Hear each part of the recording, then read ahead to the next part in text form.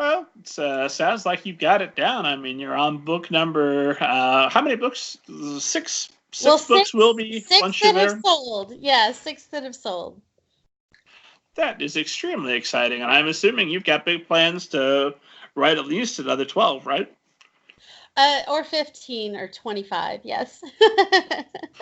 What is it that keeps you writing specifically rhyming picture books? I mean, because I'm assuming you are the guru of rhyming picture books. That's your platform. What is it that keeps you there? I'm assuming it's something that has to go back from your first step days to your kindergarten days. It's a consistent through line of wanting to communicate with children. What is it that still keeps you passionate about that subject now? I just remember reading rhyming picture books to my own kids and how much fun that was, and also to my kindergarten classes. My favorite rhyming picture book is called Bear Snores On, and it was written by an author named Karma Wilson, which ironically was her very first picture book, and it was pulled out of a slush pile and at a big publisher, and so she became an overnight success.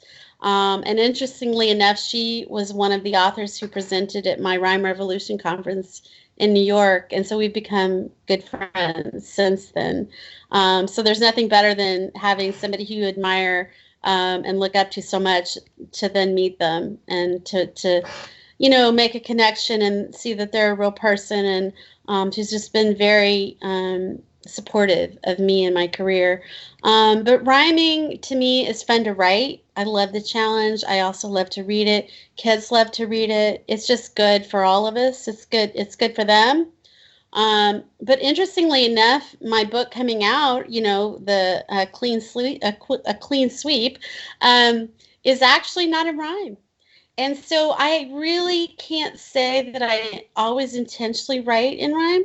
Sometimes it comes out that way and sometimes it doesn't. And you just go with it.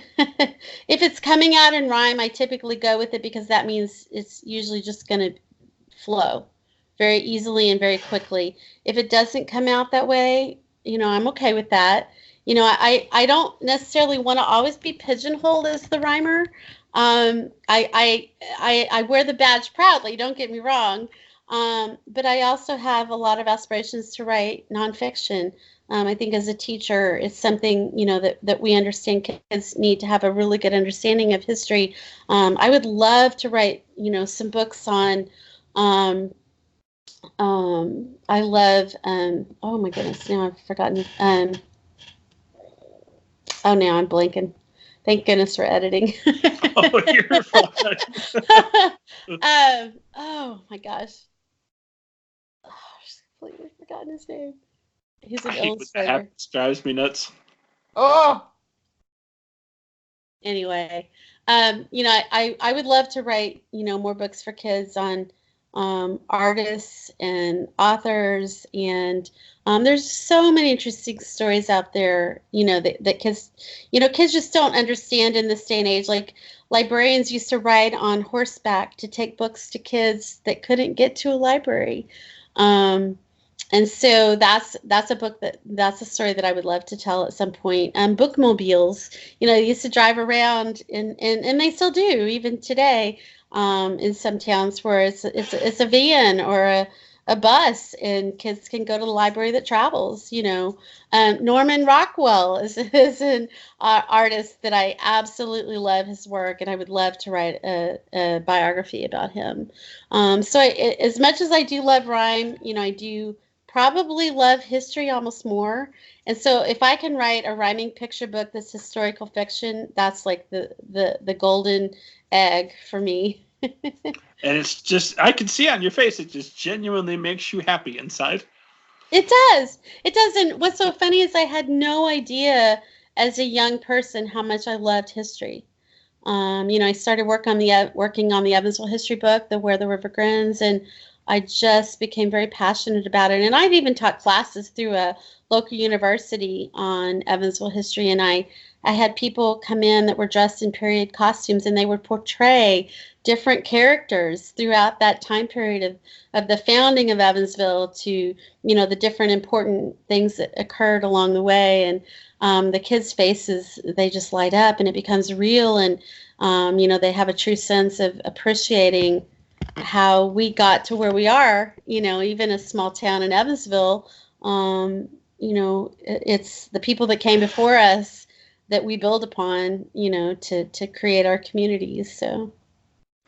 How what's the best way to impress upon kids the immediacy of history? Because I know when I was a kid, everything that happened before I was born seemed like a million years away, and now that I see how fast time has moved, and I'm 40, to turn 40 this year. Oh, you're so young. And well, I've got a 5-year-old, and I'm looking at how little time it was to get him from a baby to 5, Yeah. and I'm thinking, oh my God, 5 more of those, and he's going to be someplace else. Oh, yeah. And so it occurs to me now that, oh, okay, well, some of this history I'm reading about, that's just 2 grandmothers back to back. Yeah. It's not nothing. that far. No, it's all about perspective and how you look at it and how real you can make it. For me, it's bringing history to life as much as possible. When our kids were little, we did a lot of traveling in historic places. And it could be as simple as, Lincoln Boyhood Memorial, Lincoln State Park. There are a lot of state parks in Indiana that have historic, recreations, reenactments. We took our kids to Vincennes for the Rendezvous one time, and they had, reenactments of battles. And even though the kids, they were all different ages, being, having 4 kids, they still, just seeing it happen in front of them. We went to Boston. We went to Plymouth Plantation when they were young, and they were very young, but they still learned an appreciation from that. That was one of the coolest things I've ever done, and I really want to go back as an adult, and I would love to have taken them as they were older. But they literally take a day out of a journal from a pilgrim's life, and each person that is hired to portray a certain character during that time frame does what that person did, back in the original days. And so if they were sewing a wedding dress for those few days, that's what these ladies did. And if somebody was planting corn that day, that's what this gentleman did. And they spoke in an English accent, and they talked to each other in an English accent, and it really felt you were there with them, living that real history. And so we've been fortunate, we've been able to travel quite a bit. My brother lives on the East Coast, and so we've been able to take our children to a lot of places that we would have maybe otherwise not gone, but we've always tried to incorporate history somehow in our family vacations. Make sure you've got a perspective. That's one nice thing about when I get to feeling down about the world. I read the news and I think, oh my God, it's all so terrible. I'll then go and I'll read some history, and I'm like, nope, this is the best it's ever been. This is as good as it gets. I hope it gets better. I'm a little bit jealous of future generations and hopefully how nice they're going to have it, but be very grateful that you're living in this day and age. Yeah. No, I agree completely. And unfortunately, a lot of things, what goes around comes around. And, if you look back and see how things were, either similar things have happened in the past that are happening now, only for other, generations. I think for me, when life gets too hectic, I'll just put on the Andy Griffith Show, because to me, that's just like simple, happy life. And, I don't want to be somebody who sticks my head in the sand. But also at times we get flooded with too much negative in the world.